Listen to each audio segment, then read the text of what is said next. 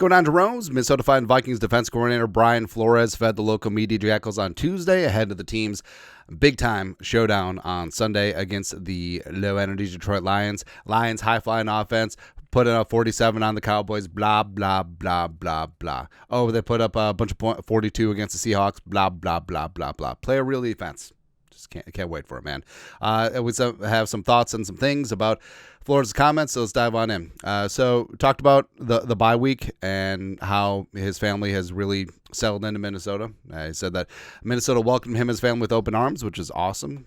He said he knew nothing about Minnesota before, which is fair. But then he talked about how he did have some friends who moved from Harlem to Minnesota, and their families have gotten really close. He shouted out everyone in the families except for the pets. It's kind of fun, man. But I'm glad that Flo and his family is feeling comfortable here because we would like to keep him. Highest paid coordinator in the league one time. Come on, man.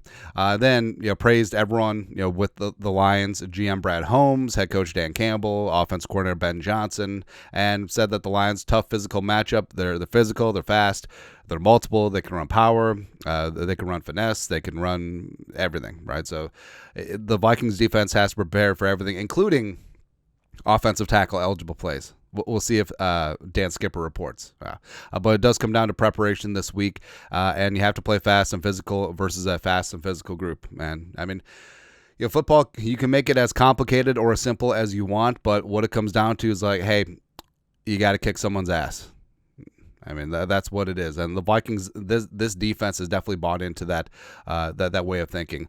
Plus, Flores talked about how he loves his relationship that he has here with Kevin O'Connell, ownership as well as the players. Plus, lots of laughs and hard work in the coach's room. And he always talks about the Vikings defensive coaches room, whether it be Marcus Dixon, D-line coach, Saravo, linebackers coach, Durante Jones, DB, as well as Pettin, outside linebacker, assistant head coach. So I think the Vikings do have a really great working group because you can always sort of tell, you know what I mean? Where if there's tension in the locker room or on the coaching staff, I feel like you can always tell. Right, whether it's the execution on the field, whether it's everyone's body language on the sidelines, whether it's passive-aggressive comments in the media, you can always tell, right? But it does feel like on both sides of the ball, the Vikings do have a really good locker room and coaching staff. Plus, I slid this in there. Talked about how sitting in the defensive coaching meeting room, they're having some laughs, but how can we best utilize IP?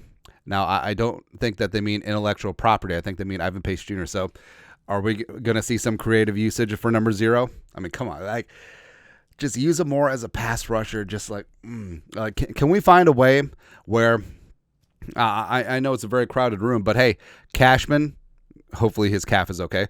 Grugier, Hill, and Pace all on the field at the same time. Pace as a pass rusher. Let's go.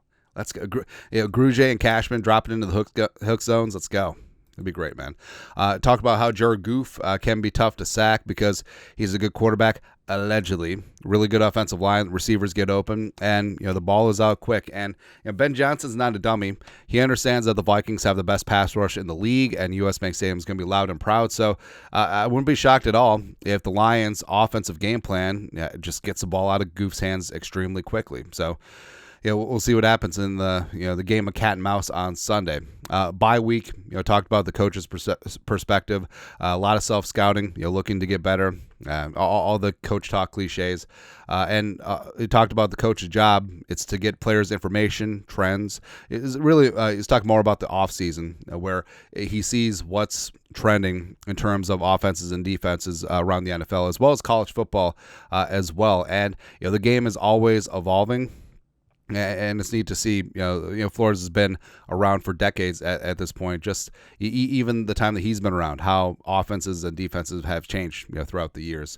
Also, talked about how the league is about developing players, and he talked about how, a couple players could come in a similar talent level, but it comes down to hard work, both by the coaching staff as well as the player himself, plus the environment. And Sam Darnold is prime example of that. Versus the Jets were a mess, are a mess, versus here in Minnesota, where he's surrounded by great talent, great coaching, and all that stuff.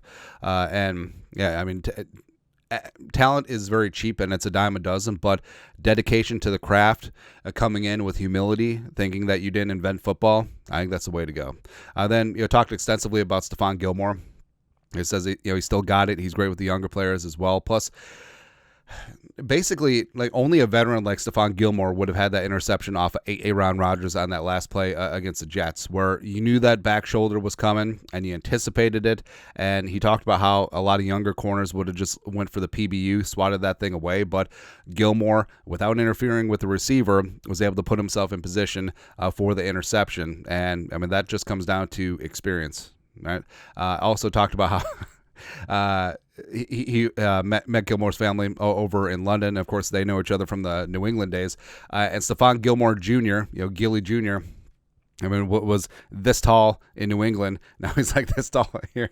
I mean, time flies, man. It really is. And even just like me personally, like looking at my jabroni kids, you just blink, and all of a sudden, like your 9-year-old is as tall as you. It stinks, man. We're sharing the same clothes. Yeah. Also, Diamond Dallas Turner. And a lot of people are like, boo, first round pick, boo. But he praised Turner doing a good job, ascending player, working hard in the meeting rooms and the practice room, asking a lot of really good questions. But, I mean, it really is crowded on the edge. AVG, Grenard, Patrick Jones second leading the team in sacks, and Turner's getting in there. Ward's getting some snaps as well. And he's talked about how Turner's been doing great on special teams. They're working on packages to get him in there. He had a great run stop on 4th down against the Jets, which was key. So, I mean, Tranquillo. Turner's going to be fantastic. And frankly, I think that he could get unleashed in the second part of the season and potentially still make a run at Defensive Rookie of the Year. Also, Taki Taimani. Nose tackle, sort of unheralded, a little bit unappreciated, but the UDFA came in, made the 53, has been playing some key snaps on short yardage and goal line as well. Solid in all areas, technician, hard to move. That's why he said he made the 53. Plus, a low-key, quiet guy. But then Flores is talking about how he was watching Oregon beat Ohio State, and then Taki was out there with some bomb-ass sunglasses celebrating with the team. It's just like, oh, hey, it's Taki. That's awesome, man. All right, but also, the best line that Flores had. So the last question, basically the reporter was just like, how do you compete against a creative play caller like Ben Johnson? And Flores is like, I like to fight fire with fire. Bring heat. Bring heat, man. That's exactly what's going to happen Sunday at US Bank Stadium. I'm fired up. It's Tuesday, and I'm already fired up. This is going to be one hell of a game. And if and when the Vikings do win, 6-0, wanting some mo, and the Lions, low energy, humbled. And hey, maybe the Vikings will actually move up in the power rankings. Who knows? Who knows, man? But your thoughts are thoughts. Flores' Tuesday presser. Let us know. You know what to do. Skull. Production value.